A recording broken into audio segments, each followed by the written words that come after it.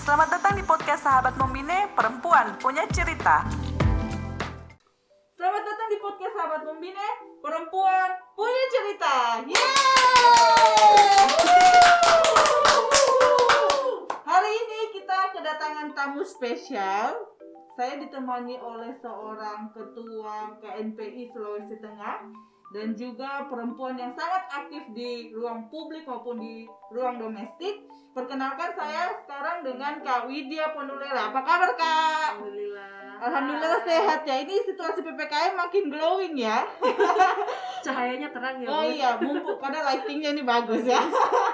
Nah, saya sekarang dengan Kak Widya. Beliau ini adalah Ketua KNPI Sulawesi Tengah dan juga merupakan salah satu pegawai negeri sipil di Sulawesi Tengah. Kemudian aktif juga, banyak sekali beraktivitas sebagai perempuan yang bekerja di ruang publik. Nanti kita sebentar dengarkan saja apa saja aktivitas yang dilakukan sekarang. Nah, hari ini kita karena situasi pandemi ya, jadi wajah cantik kami tertutup Oleh masker dan tertutup oleh masker ya. Tapi semoga nanti teman-teman bisa mengingat suara kami yang gegap gempita seperti ini. Tapi semoga apa yang kami diskusikan pada podcast kali ini bisa bermanfaat buat teman-teman semua. Nah, Kak Widya, bagaimana kabar sekarang, Kak? alhamdulillah sehat. Aktivitasnya apa sekarang? Aktivitas masih sama ya, masih ASN. Mm-hmm. Kemudian saya juga di ibu rumah tangga pasti Oke, ya. iya. Mom pasti, Mm-mm. terus ASN juga, terus kebetulan kemarin juga baru selesai audisi untuk presenter TVRI. Wow, juara berapa, Kak? Audisi ini? 2. Juara 2. Nanti berarti teman-teman, aduh saya ini deg-degan ya, karena saya akan berdiskusi dengan presenter sekaligus announcer. Dia tidak tahu, saya juga deg-degan. Jadi itu sama-sama deg-degan ini. Nah, sahabat Membine, kita hari ini akan banyak berdiskusi soal bagaimana peran perempuan yang aktif bekerja di ruang publik namun tidak meninggalkan peran dan tugasnya sebagai seorang ibu ya, jadi mom worker. Karena kebanyakan saat ini kan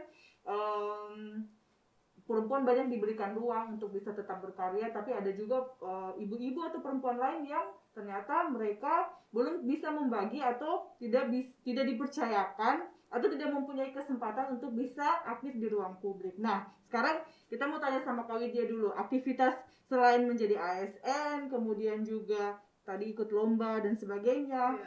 Nah, gimana membagi peran antara aktivitas kakak di ruang publik dan juga sebagai seorang ibu rumah tangga? Ya, kayaknya kita nanti sambil sharing. Oh, Saya iya, juga ya. sebenarnya sama Membina ini pengen dengar dari aktivis nih bagaimana caranya ya kan. Aduh, mampus ini ditanya balik ini ya. Tapi kalau saya sih yang pertama menanamkan mindset bahwa saya punya tanggung jawab sebagai seorang ibu dan itu lebih dari semua aktivitas saya di ruang publik. Siap ya. Tetapi itu juga tidak boleh. Jadi aktivitas perempuan sebagai seorang ibu dan manusia yang punya aktivitas di ruang-ruang publik itu bukan seperti air dan minyak gitu ya, tidak akan pernah menyatu. Tapi ini juga bisa jadi sebuah hal yang akan saling mendorong satu sama lain. Jadi saya melihat diriku sebagai seorang ibu, tapi juga melihat diriku sebagai seorang manusia biasa gitu yang juga harus punya kontribusi untuk banyak orang. Seorang ibu dan seorang perempuan yang kemudian banyak tidak mengaitkan antara pekerjaan rumah tangga untuk mengasuh seorang anak itu betul. Sebagai hal yang berbeda dengan aktivitas di ruang publik. Itu Yang sebenarnya bisa membatasi, jalan beriringan Bisa kan. jalan beriringan. Nah, kebetulan saya juga ini mom worker ya. Nah, terus kita ini mom worker, sama-sama juga punya pengalaman bagaimana membesarkan anak. Anak saya baru umur 1,8 tahun ya. Kakak sudah umur? Sudah 9 tahun. 9 tahun. Udah Jadi besar, ini ya? senior ya, senior dalam saya. mengasuh anak ya. Jadi saya juga harus banyak belajar dalam proses ini. Nah, kira-kira misalnya kalau di rumah, tentunya pasti sebagai seorang anak melihat ibunya yang sangat aktif, apalagi peran sebagai ketua KNPI ya Kak, Betul. Sulawesi Tengah itu harus meleading atau memimpin 13 KNPI kabupaten kota yang ada di Sulawesi Tengah. Tentunya ini juga butuh effort yang luar biasa. Nah, apakah kakak pernah ngobrol sama anak bagaimana anak akan melihat citra diri sebagai seorang ibunya ya, Iya. pasti dilihat, ibu saya punya banyak aktivitas, sering tampil di ruang publik, pasti dia akan terinspirasi dan ingin seperti itu. Iya. Kira-kira ada pernah tidak ngobrol, punya quality time sama anak tentang itu? Ya, kebetulan sekalipun saya punya banyak aktivitas, tapi saya selalu mencoba untuk melibatkan dia. Even dalam hal-hal kecil, dalam diskusi misalnya, saya sering mungkin bukan memaksakan anak saya untuk lebih dewasa dari umurnya, tapi lebih ke mengarahkan cara dia berpikir bahwa ada proses analisa di dalam. Dan saya libatkan juga secara langsung. Misalnya kalau saya sedang berurusan soal KNPI, di usia itu juga saya mulai memperkenalkan dia dengan ruang-ruang yang saya masuki. Urusan kantor pun beberapa kali saya coba ajak dia untuk ikut di dalam, dan biar dia tahu gitu mamanya tuh ngapain. Terus di TVRI, di radio pun seperti itu. Jadi sebisa mungkin saya memberikan gambaran ke anak saya gitu, bahwa saya sebagai seorang perempuan tidak melupakan tugas dan tanggung jawab saya untuk mengurusi dan mendampingi anak saya, mengawasi dia, memberikan dia pelajaran-pelajaran soal baik dari pelajaran di dunia pendidikan atau di kehidupan sehari-hari, tapi juga memberikan contoh bahwa kita sebagai perempuan juga punya kesempatan yang sama gitu untuk berkarya. Dan kebetulan ibu saya juga kan worker. Jadi sedikit banyak kelihatannya saya sedikit terinspire dari situ sih. Iya, jadi dia naiknya, kemudian dilihat ibunya, apalagi anak kita sama-sama perempuan ya Kak. Jadi pasti sedikit banyak akan banyak mencontohi ibunya bagaimana aktivitas, apalagi kalau dari kecil dia sudah terbiasa. Nah, saya ingat waktu itu waktu masih kecil ya, saya waktu itu masih menyusui dan ada beberapa tugas kantor yang tidak bisa saya tinggalkan. Jadi untungnya karena kita di lembaga perempuan yang ramah terhadap perempuan dan anak, jadi kita dulu punya ruang anak yang disediakan untuk menyusui dan juga bermain, jadi anak-anak bisa kumpul sekaligus di situ. Dan sebenarnya ruang itu diberikan kepada bahwa untuk mengasuh anak, kemudian bertanggung jawab atas proses pengasuhan, menyusui, hamil dan sebagainya, itu kan hak kodrati yang tidak bisa dapat ditukarkan kan. Itu pemberian dari Tuhan. Nah, itu bagaimana disupport oleh lembaga kita, kemudian orang-orang yang di luar sana paham bahwa itu bukan sebagai suatu tantangan atau pembatas gitu, tapi itu adalah naluriah gitu yang harus orang mestinya bisa support gitu. Kalau di negara-negara berkembang kan bahkan ketika hamil atau menyusui mereka dikasih tunjangan, kemudian juga diberikan ruang khusus ketika anaknya bisa bekerja, atau bahkan ada pekerjaan-pekerjaan yang di switch gitu. Untuk ibu menyusui lain, dan untuk anak-anak untuk orang tua yang sedang hamil juga pekerjaannya tidak terlalu berat dan sebagainya. Nah, pasti anak-anak kita bahkan bisa mencontohi ya, ibunya seperti ini, mulai pelan-pelan paham apa yang sedang dikerjakan. Nah, kemudian Kak, kalau misalkan ya, ini biasanya kalau bagaimana caranya untuk membagi waktu ini? Karena kadang-kadang biasanya kita melihat jangan sampai kegiatan kita di ruang publik itu kemudian menyepelekan atau misalkan kita luput terhadap tanggung jawab terhadap anak. Nah, kira-kira untuk membangun connection ya, atau relationship yang lebih intens dengan anak-anak seperti yang dijelaskan tadi, membawa dia, kira-kira bagaimana cara membangun trust sama anak supaya kita kalau keluar itu dipercaya bahwa kita sedang beraktivitas gitu. Ini hal yang penting yang harus dilakukan. Kira-kira bagaimana cara membangun pola komunikasinya dengan anak? Kalau saya kebetulan anakku tuh sudah 9 tahun, jadi memang sudah bisa menganalisa ya kan, usianya sudah usia seperti itu. Yang saya terapkan tuh dari usia yang sangat dini. Bahkan kalau dulu prosesnya zaman masih harus menyusui, saya memang selalu bahkan kalau lagi prajabatan tuh anak dibawa. Jadi saya selalu mencoba untuk memberikan hak dia dan kewajiban saya terhadap ASI saat itu. Mungkin itu juga yang membangun bonding ya. Akhirnya begitu usianya sudah mulai bisa diajak bermain, beraktivitas bersama, pola komunikasi yang saya terapkan bersama anak saya itu yang memang saya selalu melibatkan dia bukan hanya secara fisik untuk hadir, tapi sharing knowledge, kemudian sharing pendapat dia seperti apa. Saya bahkan untuk hal-hal yang cukup besar dampaknya ke yang saya rasa kira-kira ini akan berdampak besar ke hidupku dan hidupnya. Saya coba untuk selalu berkomunikasi, meskipun mungkin dengan pola komunikasi yang lebih sederhana menyesuaikan ke dia, ke usia dia. Yang misalnya ada satu keputusan besar harus saya lakukan, saya kan cerita ke dia. Memang bertahap ya, pelan-pelan, jadi menyiapkan secara pelan-pelan untuk memastikan bahwa dia paham bahwa akan ada kondisi seperti ini. Misalnya kemarin waktu harus ikut audisi TVRI mungkin, anak namanya Kaira, mama mau ini, nanti akan begini, mungkin nanti waktunya akan seperti ini, pendapatnya Kaira itu bagaimana ya kira-kira. Dan mungkin karena anaknya juga sudah bisa diajak dialog, jadi dia bisa berkomunikasi, jadi dia menyampaikan apa yang dia mau, pendapat dia, baiknya, buruknya. Jadi saya menempatkan Kaira itu sebagai teman diskusi juga. Dia selama ini dia cukup mengerti dan cukup paham mengerti, ya apa yang dilakukan. Bahkan nanti mungkin kalau dia lihat di TVRI ada ibunya, oh itu ibu saya itu. Jadi presenter itu pasti kan punya kebanggaan tersendiri bagi anak-anak ya untuk melihat ibunya yang banyak bekerja.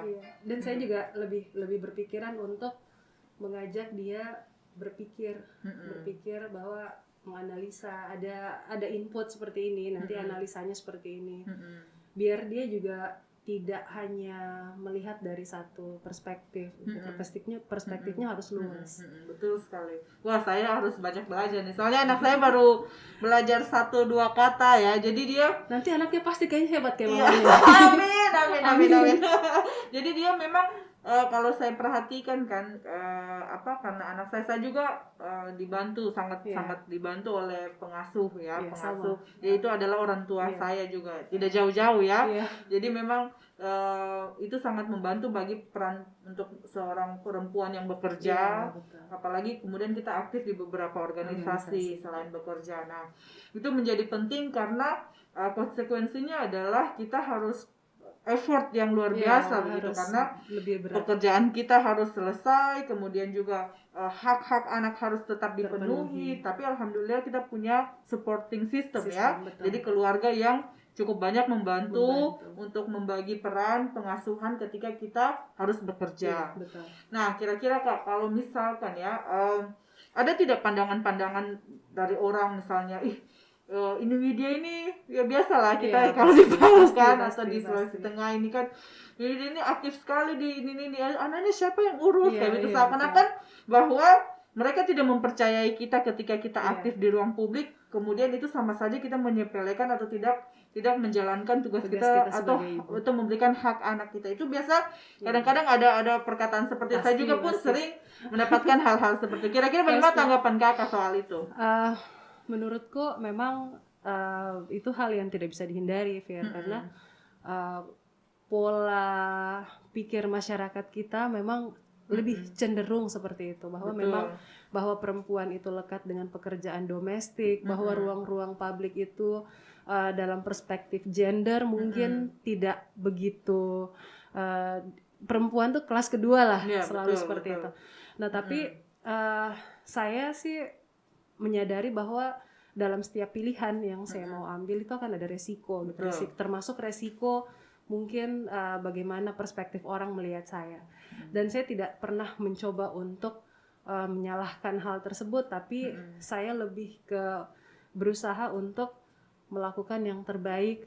Kemudian di beberapa rapat KNPI, malah sebelum PPKM kemarin, Kaira itu saya bawa untuk ikut bergabung dengan teman-teman mahasiswa, teman-teman adik-adik di organisasi kepemudaan. Saya bawa dan saya membawa dia, tujuannya ya biar dia memahami bahwa kita ini hidup bukan hanya untuk diri kita sendiri, bahwa kita penting punya kontribusi untuk orang banyak.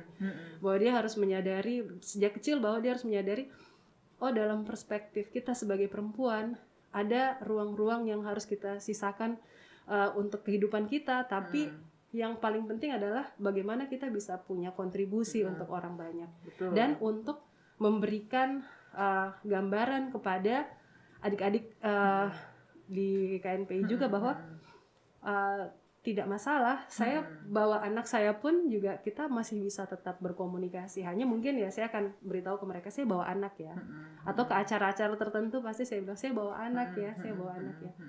Dan di situ saya menganggap orang juga mungkin akan menilai dengan sendirinya, sekalipun tidak semua orang. Iya, betul. Kita tidak bisa mengarahkan perspektif orang, tapi tapi akan ada tetap pikiran-pikiran yang lain. pasti masih akan ada seperti itu. Cuman saya menganggap bahwa banyak senior-senior kita, kakak-kakak kita yang juga sebagai aktivis perempuan itu bisa membuktikan diri mereka eksis di keduanya gitu. Betul. Kan.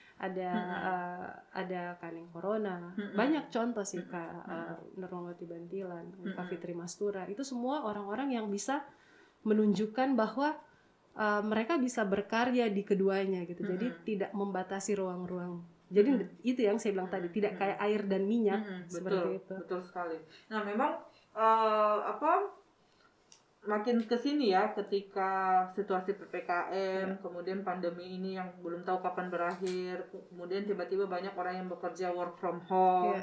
Nah, peran-peran domestik itu juga malah double ya. Jadi ibu-ibu harus bekerja di rumah, kemudian juga harus mengajarkan anaknya sekolah dengan situasi yang harus serba online. Itu juga jadi double burden. Betul. Nah, kalau banyak laki-laki atau suami yang maksudnya sadar bahwa peran itu harus dibagi antara suami dan istri sebagai ayah dan ibu, yang kemudian pengasuhan itu harus benar-benar seimbang ya, pembagian perannya antara ibu dan ayah. Nah, saya jadi ingat Kak soal di situasi PPKM ini kan semakin banyak kasus-kasus kekerasan terhadap perempuan terjadi. Betul. Mungkin karena aktivitas domestik yang banyak, kemudian juga tekanan pola kerja yang berbeda ya, yang dari sebelumnya, kemudian juga kita tidak bisa kemana-mana. Nah, membangun komunikasi antara anak, ayah, dan ibu itu juga sangat penting dilakukan di rumah ketika situasi berubah seperti itu. Nah, anak juga pasti akan merasa dia pasti akan bosan kan. Betul. Karena belajarnya sudah hampir 2 tahun ya, hampir 2 tahun belajar online, tidak ketemu teman-teman, mau keluar juga situasi susah. Nah, pasti ada hal-hal yang manajemen itu yang harus kita ubah atau kita sesuaikan. Nah, bagaimana menurut Kakak ketika melihat bahwa situasi ini dari peran publik, kemudian juga bekerja di rumah, kemudian juga plus lagi dengan peran domestik, jadi 3 sekaligus. Nah, kira-kira bagaimana, apa yang Kakak lakukan untuk menyesuaikan ketiga hal peran tersebut sekaligus yang dilakukan di rumah? Itu pasti punya tantangan tersendiri. Kira-kira apa Kak tantangannya? Kalau saya sih mungkin akan sedikit lebih berat karena ada organisasi besar yang dipegang. Betul. Untuk kerja-kerja peran-peran saya di rumah, ini memang ada hal yang saya bersyukur tadi kita punya support system yang baik untuk membantu. Tapi memang ada batasan-batasan mana yang tidak boleh saya lepaskan, gitu, yang tetap harus benar-benar saya urusi sendiri. Untuk pekerjaan sebagai ASN, kesyukurannya karena pekerjaannya dari rumah. Betul. Saat ini jadi bisa disambi gitu kan. Perempuan ini kan cenderung multitasking. Betul. Dia mampu membelah pikirannya. Untuk yang KNPI sih saya lebih membagi peran. Saya sadar dari awal, saya sadar bahwa keterbatasanku sebagai perempuan mungkin tidak akan memungkinkan saya untuk mengurusi seluruh daerah ini secara sendirian. Tapi itu saya bersyukur di KNPI sendiri saya tidak ditinggalkan oleh teman-teman. Saya malah menganggap bahwa peran-peran saya yang mungkin kelihatan aktif di organisasi kepemudaan itu sebenarnya hasil dari bantuan teman-teman. Jadi yang hebat sebenarnya bukan saya saja nih, tapi begitu banyak teman-teman dari OKP yang bersedia meluangkan waktu untuk membantu saya, memberikan saya kontribusi berpikir, kemudian menjadi perpanjangan tanganku untuk hadir di daerah-daerah.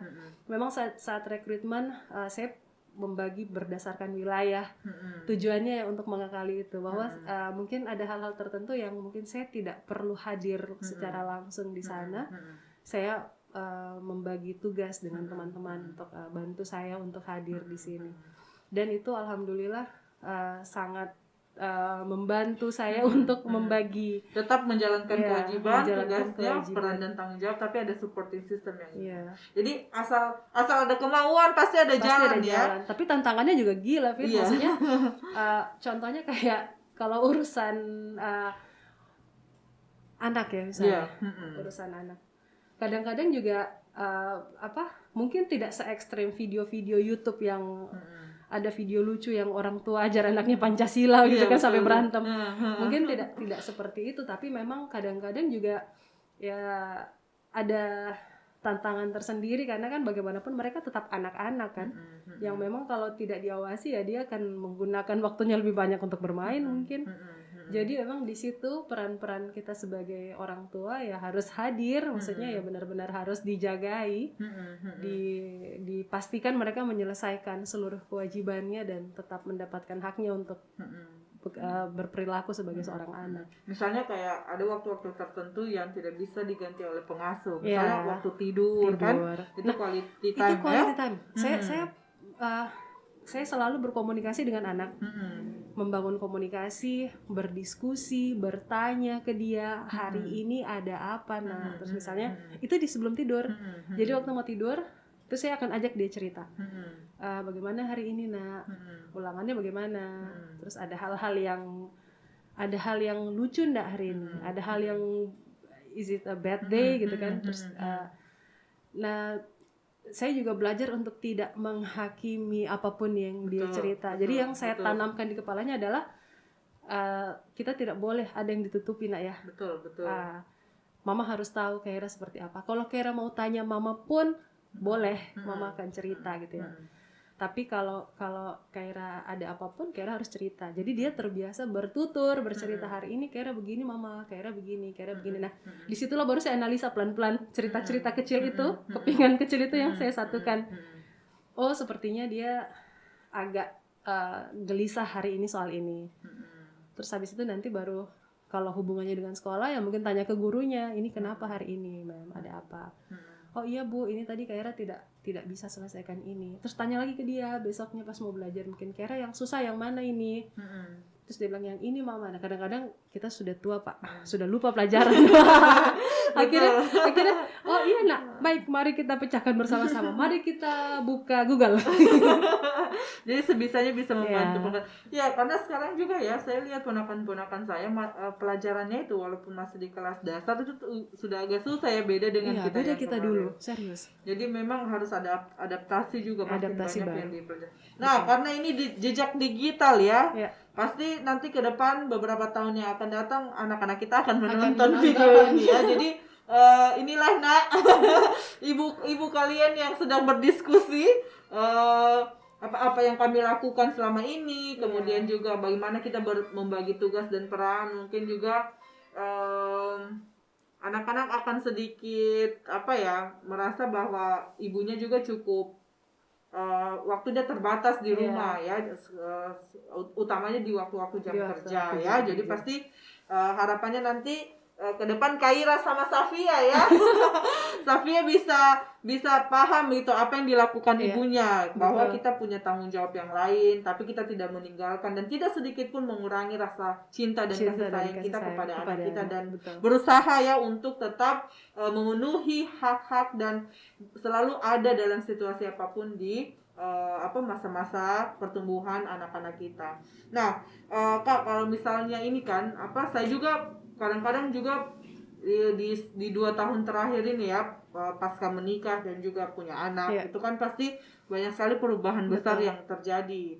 Nah, menjadi seorang perempuan yang sebelum menikah itu punya banyak aktivitas, kemudian ketika menikah kemudian juga itu kita tidak menyepelekan bahwa ternyata peran domestik ini luar biasa susah juga ya. Tahun-tahun awal tuh pasti.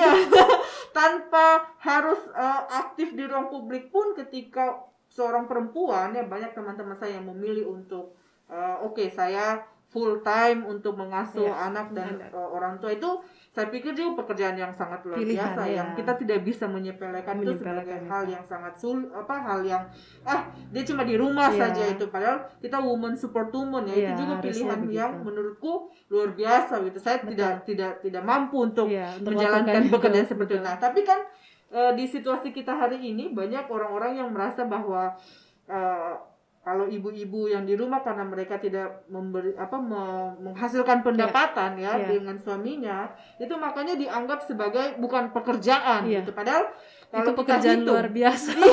kalau kita hitung ya,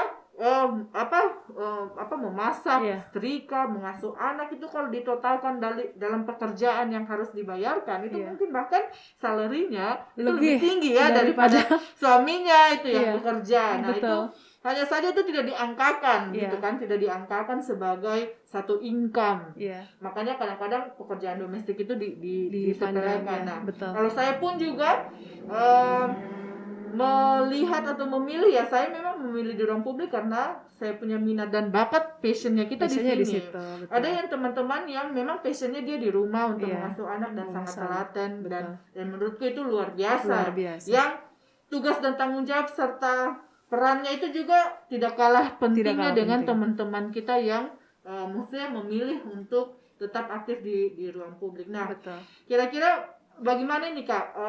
Maksudnya peran-peran domestik yang kemudian Kakak lihat itu sebagai hal yang luar biasa bagi teman-teman kita, ibu-ibu yang lain yang memilih full time setelah mereka berkarir. Kemudian ketika menikah mereka memilih full time untuk tetap berada di rumah. Begitu mungkin ada pembagian peran yang jelas antara suami dan istri. Kira-kira menurut pandangan Kakak seperti apa? Kalau saya sih juga sebenarnya bukan orang yang judgement. Ya, oke. Saya tidak menghakimi. Yang saya pikirkan adalah bahwa pastikan apa yang kita pilih itu benar-benar kita pilih dengan kesadaran penuh. Betul. Dan kita tahu ada tanggung jawab apa yang ada di dalam. Betul. Saat kita memilih untuk betul-betul menjadi seorang ibu rumah tangga misalnya, ya kita sudah menyadari bahwa dengan saya menjadi ibu rumah tangga mungkin saya akan kehilangan banyak kesempatan untuk berada di luar. Tapi ya kalau itu misalkan adalah hal yang menjadi prioritas bagi mereka dan memang itu adalah hal yang menurut mereka goalsnya di situ, ya tidak masalah gitu. Nah, kebetulan mungkin kita berdua ini adalah orang yang juga berpikir bahwa selain jadi ibu rumah tangga, kita harus punya kontribusi nih ke orang banyak, kita punya kontribusi ke lingkungan dan memilih untuk berada di aktivitas publik gitu. Nah, menurutku juga selama kita menyadari bahwa kita punya tanggung jawab di rumah dan kita pada saat kita menyadari itu kan kita jadi tahu mau ngapain nih. Oke, saya mau aktivitas di sini, tapi saya punya tanggung jawab A, B, C, D. Ya sudah, saya harus tahu aktivitas A harus saya lakukan seperti ini, B harus seperti ini. Jadi goalsnya tuh semua mungkin tidak akan semuanya sempurna ya dan butuh extra effort. Tapi ya balik lagi, goals kita itu. Jadi ya kita sadar apa yang kita mau lakukan. Betul sekali. Dan tidak ada masalah. Betul. Nah, bagi saya pun juga ketika banyak perempuan yang memilih untuk berfokus pada ranah domestik ya, untuk mengasuh anak, kemudian juga full time bekerja di rumah. Banyak hal-hal yang bisa dilakukan begitu, memberikan kontribusi dalam dimensi yang berbeda. Misalnya fokus full time untuk mengasuh anak, mendidik, dan dia juga bisa membagikan bagaimana pengalaman-pengalamannya dalam memberikan asupan gizi yang baik buat anak. Kemudian bagaimana mengeksplor masakan-masakan yang mungkin bisa ditiru oleh orang lain. Kemudian apa aktivitas di rumah yang dilakukan selain harus mengasuh anak, mungkin ada olahraga atau mungkin ada bisnis kecil-kecilan di rumah ya. Karena pasti saya yakin perempuan itu punya naluri bertahan hidup yang luar biasa. lebih besar dari laki-laki sebenarnya. Betul. Nah, jadi dia pasti akan memikirkan 3 kali lipat bagaimana kelangsungan yang kelangsungan hidup anak dan keluarganya di masa yang akan datang. Jadi mungkin ketahanan ya itu dibuktikan resiliensinya lebih kuat ya, karena mungkin kita dianugerahi rahim ya yang kemudian tugas kita salah satunya sebagai seorang perempuan adalah untuk melahirkan. Karena itu adalah hak yang diberikan oleh Tuhan kepada kita, satu anugerah. Dan tapi kita juga bisa memilih apakah kita akan jadi bukan kewajiban ya bukan perspektifnya kewajiban. itu adalah hak. Betul sekali. Nah, jadi itu satu kelebihan yang diberikan Tuhan kepada kita secara biologis, betul. Kemudian kita bisa menentukan untuk memilih apakah kita akan menggunakan reproduksi itu atau tidak. Nah, itu juga pilihan yang berbeda, bahwa kita merdeka atas tubuh kita dengan pilihan yang lain. Nah, dalam situasi ini misalnya kita memilih untuk melakukan reproduksi ya sebagai seorang perempuan yang memiliki rahim, kemudian juga tetap aktif di ruang publik. Kemudian juga tetap aktif atau menjalankan tugas dan tanggung jawab di ranah domestik, yang menurut saya juga itu tidak kalah pentingnya ya, harus menjadi bagian-bagian. Nah, kira-kira kakak selama jadi ibu yang bekerja ini suka dukanya apa? Banyak. pasti ini ya akan banyak tantangan tersendiri. Sedangkan ibu yang dia full time mengurus domestik itu pasti sangat luar biasa. Apalagi ketika dia juga memilih aktif di keduanya. Nah, saya pikir ini juga hal yang masih pasti ada suka dukanya lah. Nah, kira-kira kakak mungkin bisa bagikan ke teman-teman yang lain, untuk worker yang lain kita bisa sama-sama saling menguatkan. Kalau tantangannya tuh banyak sekali ya. Misalnya apalagi waktu anak kita tuh masih usia yang betul-betul butuh kita pegang setiap saat. 2 tahun ya, golden age. Jadi tantangannya misalnya yang memang akhirnya ada beberapa prioritas yang harus diambil. Misalnya saat itu 2 tahun pertama saya tetap beraktivitas, pastilah sebagai ASN itu tetap. Tapi ada beberapa perjalanan yang cukup jauh misalnya yang saya tidak bisa lakukan karena saya merasa bahwa kewajibanku adalah memastikan pasokan ASI-nya cukup. Betul. Gitu kan. Jadi memang kita harus benar-benar pintar melihat mana yang harus jadi prioritas saat itu. Yang kedua, tantangannya juga saat harus kadang-kadang ada yang benar-benar jadi challenge kalau anak kita tuh lagi tantrum misalkan, sementara kita punya tanggung jawab yang ekstra. Itu juga benar-benar betul-betul jadi satu saat seperti itu mungkin jadi aduh ini mau apa dulu nih ya. Terus kita apalagi ibu baru kan apa newbie. Iya. Tapi jadi pasti ada ketakutan sendiri lah. Saya bersyukurku tuh begini Fer, karena sebagai seorang ibu secara naluri ya pelan-pelan saya siapkan anakku gitu ya. Jadi dia dari kecil sudah mulai terbiasa pelan-pelan bahwa ibuku tuh beraktivitas juga di luar. Jadi saya cenderung tidak ingin membuat satu kondisi yang tiba akal. Jadi dari jauh-jauh hari saya memastikan, itulah kenapa saya memastikan dia harus tahu mamaku punya aktivitas ini. Dia harus tahu dia harus ngapain. Dari awal tuh dari jauh-jauh hari sudah saya bekali memang. Dia harus sadari bahwa ada aktivitas ini, dampaknya ke dia ini, dan saya ajari dia harus ngapain. Dalam kondisi yang seperti ini, dia harus bisa menghandle kondisi ini dengan mungkin bantuan beberapa keluarga ya, kayak misalnya omanya gitu. Berarti dari kecil adaptasi atau penyesuaian terhadap kondisi itu disiapkan. Ya, itu disiapkan dan dia mulai terbiasa. Ya, jadi itu. Dia akhirnya pelan-pelan mulai terbiasa. Mungkin juga karena saya punya ibu dulu seperti itu kan. Jadi saya juga dari kecil mulai terbiasa melihat bahwa saya punya ibu waktu itu mungkin di tahun-tahun 70 80-an. Perempuan bekerja mungkin lebih sedikit. Iya, betul. Dan ibu saya ambil pilihan itu sampai dia harus pergi sekolah jauh keluar. Dia saya jadi terbiasa, dan saya punya ibu pun mengajarkan saya untuk di kondisi ini mungkin kau akan sendiri nih. Kau harus bisa survive lewat ini. Tapi diajari caranya begini, stepnya begini. Makanya dari awal saya pastikan anakku mengerti apa yang dia mau hadapi. Berarti memang ketika ada kondisi khusus yang harus kita hadapi, karena berbagai pilihan, berarti kita juga menyiapkan apa Menyiapkan. pilihan-pilihan yang Iya. harus dilakukan ketika kondisi itu terjadi. Opsi seperti itu harus banyak. betul. Harus Opsi itu minta harus tolong ke banyak. siapa Iya. keluarga terdekat yang harus dihubungi dan sebagainya kalau misalkan ibu lagi Iya. bekerja. Nah, itu juga saya pengalaman yang saya rasakan ya ketika saya memilih untuk berkarir Iya. sebagai pekerja sosial, kemudian juga melanjutkan studi saya pendidikan Iya. S2 karena waktu itu saya juga dalam kondisi hamil. Iya. Itu yang Luar biasa. maksudnya luar biasa.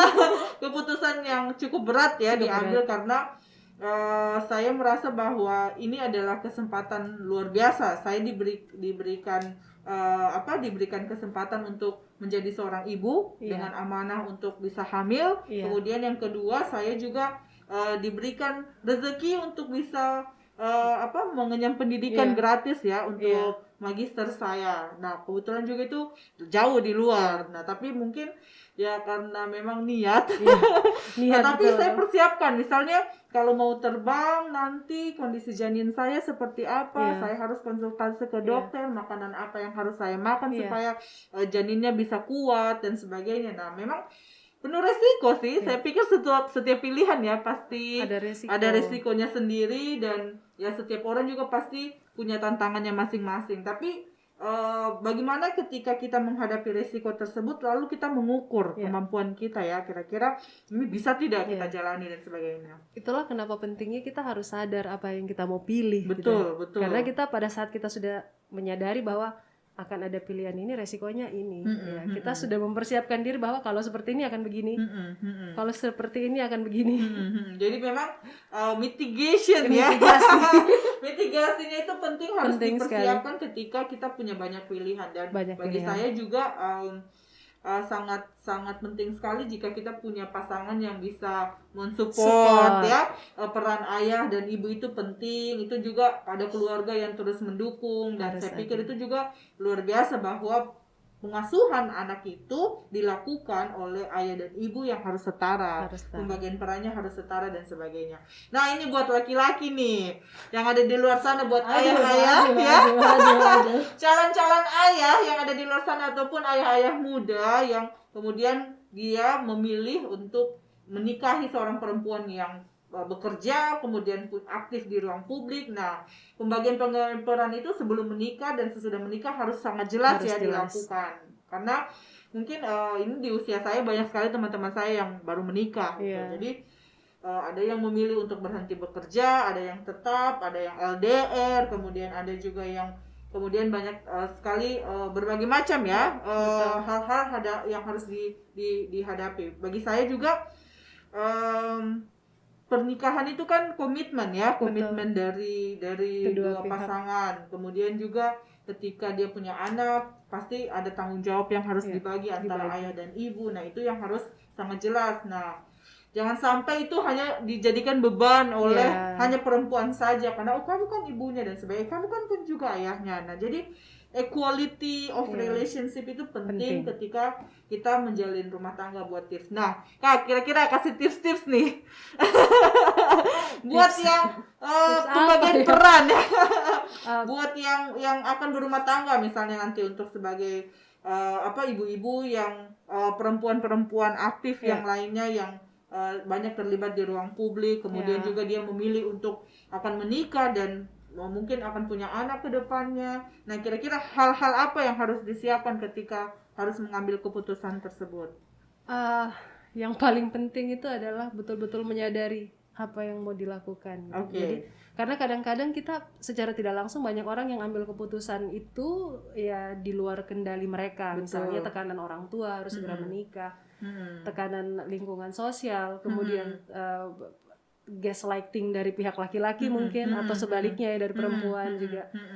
Nah, itu adalah hal yang sebenarnya fatal menurutku. Justru kita harus benar-benar menyadari bahwa ada keputusan yang mau diambil, sadari dulu, dan kalau semua orang dua belah pihak sudah memahami tugas dan tanggung jawab mereka, tidak begitu susah untuk membangun komunikasi. Terus memang juga harus ada kesadaran dari awal bahwa kita nanti mau punya anak, terus ini tanggung jawabnya bukan cuma tanggung jawab perempuan saja gitu ya kan, bahwa memang tugas perempuan ini kodrat perempuan, maksudnya kodrat perempuan ini ya dia menyusui, melahirkan, bahwa memang pekerjaan-pekerjaan domestik ini, wahai para lelaki, adalah kerelaan istrimu untuk melakukannya. Ingat tuh, demi kerelaan, bukan memastikan kewajiban bukan ya. kewajiban sayang.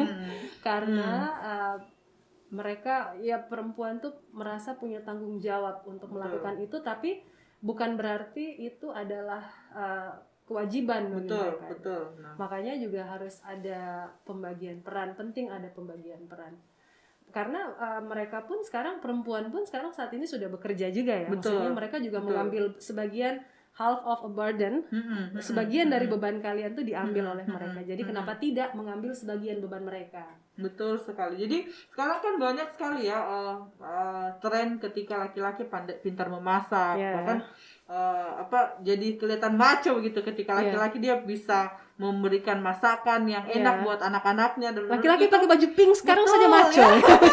Terus itu sangat luar biasa sekali begitu, karena peran-peran domestik itu diambil oleh laki-laki bukan diambil, karena memang itu hal-hal yang sangat wajar. Lumrah. Ya, di luar negeri pun kebanyakan memang seperti itu, orang berbagi. Kemudian ketika Perdana Menteri kemudian waktu itu di New Zealand kan, ketika dia membantu istrinya mengasuh, memberikan susu kepada anaknya, dan menurut itu sangat luar biasa sekali ya. Jadi dia sadar bahwa peran mengasuh anak itu bukan hanya milik istrinya, tapi dia juga penting karena dia adalah ayahnya. Nah, seperti juga menyapu, mencuci piring, kemudian juga membersihkan rumah dan sebagainya, itu bukan sama sekali kewajiban oleh perempuan, tapi kerelaan perempuan melakukan itu, dan itu harus diapresiasi dan dikerjasamakan gitu. Dan diapresiasi dalam arti bahwa anak perempuan yang diasuh ibu dan ayahnya dengan penuh kasih sayang,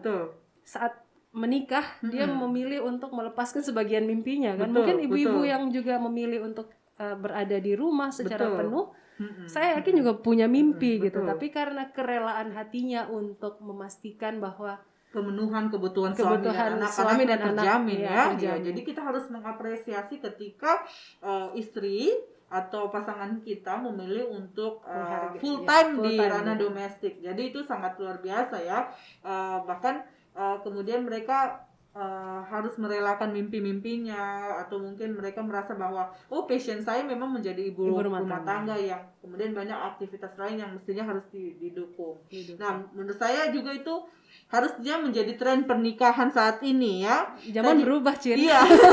Zaman berubah, sayang. Betul. Jadi banyak sekali ya contoh-contoh ketika banyak suami istri yang banyak bekerja, kemudian mereka menjadi pasangan suami istri yang sangat produktif, itu melakukan hal dan hobi yang sama. Itu banyak sekali contoh-contohnya, berkarya bersama, dan mereka paham bahwa pembagian peran di rumah, kemudian mengasuh anak itu adalah hal yang harus dikomunikasikan.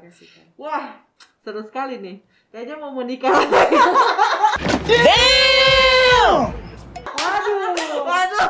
Waduh. Jadi kepengen menikah lagi. Waduh. Semoga mendapatkan pasangan yang tepat. Amin. Ini ada promosi. Baik, terima kasih banyak ya sahabat Membina yang sekarang sedang menyaksikan channel podcast Sahabat Membina. Semoga nanti ke depan bisa banyak perempuan, dan harapannya anak-anak kita ya bisa bangga dan bisa bangga memiliki ibu seperti kita ya. Karena saya yakin semua orang tua inginkan yang terbaik buat biarlah anaknya. Jejak digital ini menjelaskan kepada mereka alasan kita Nah, memilih. Ngomong-ngomong karena jejak digital nih, apa yang mau disampaikan kepada anak kakak nanti ke depan? Kebetulan anaknya juga sama-sama perempuan ini ya. Buat Kaira mungkin 15 tahun ke depan. Asik ya. Kan? Ini sekarang sekitar sudah 15 tahun, ya. 24 tahun usia 24 tahun. 24 tahun ke depan buat Kaira ini. Buat Kaira, ingat bahwa kita punya tanggung jawab lebih, bukan hanya untuk hidup kita, tapi untuk hidup orang lain. Oke. Ada hal yang harus kita korbankan, tapi bukan berarti itu jadi halangan buat kita menemukan kebahagiaan. Karena yakin saat kau berikan kebahagiaan pada orang lain, kebahagiaan yang kembali ke kau itu lebih besar. Luar biasa. bangga sebagai mom worker ya, bangga juga sebagai seorang ibu rumah tangga. Jadi kita harus benar-benar sadar atas pilihan yang kita pilih. Betul. Dan ingat dan yakin bahwa anak itu adalah amanah yang harus, amanah peradaban ya. Saya selalu bilang seperti itu kepada anak saya, bahwa ada hal-hal tugas yang harus kita lakukan dengan dia, dan mari kita berkarya bersama. Baik, terima kasih banyak buat sahabat Mombine yang ada di ruang domestik maupun di ruang publik. Saya sudah menggunakan kata-kata itu ya. Terima kasih banyak sudah menyaksikan tayangan podcast kami. Sampai ketemu di podcast selanjutnya. Dari saya Vira dan bintang tamu saya pada kesempatan ini Kak Widya. Salam hormat buat seluruh mom worker dan ibu rumah tangga yang ada di rumah, dan salam hormat juga buat semua ibu-ibu yang sedang berjuang untuk anak-anaknya. Semoga tetap kuat dan kita saling menguatkan. Sampai ketemu di episode selanjutnya. Dadah. Bye bye.